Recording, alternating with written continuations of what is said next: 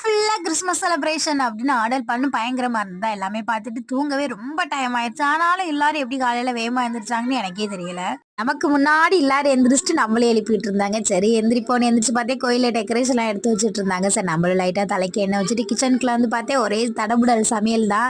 சிவியம் பண்ணாங்க. சிவியமும் அப்புறம் போண்டா, அதிரசம் அதெல்லாம் செஞ்சுட்டு இருந்தாங்க. சரி நான் மேக்ஸிமம் இந்த மாதிரி ஐட்டம் சாப்பிட மாட்டேன். என்னைக்காவது ஒரு நாள் எனக்கா தோணுனாதான் சிவியம் நல்லா இருந்தது. சிவியம் மட்டும் சாப்பிட்டுட்டு காலை சாப்பாடே இதுதாயா முடிஞ்ச அளவு சாப்பிட்டுக்கோங்கன்னு சொன்னாங்க. நான் 2 3 சிவியை மட்டும் சாப்பிட்டுட்டு உட்காந்துருந்தேன். என் நாத்து ஆல்மா பல டைம் பார்த்துட்டே பட் இருந்தாலும் கல்யாண ஆல்பத்தில் வந்து நானும் செல்வா ஒரு ஃபோட்டோவில் ரொம்ப அழகா இருக்குமா, அதனால திருப்பி திருப்பி புதுசாக பார்க்குற மாதிரியே பார்த்துட்டே உட்காந்துருப்பேன் இந்த ஃபோட்டோவை.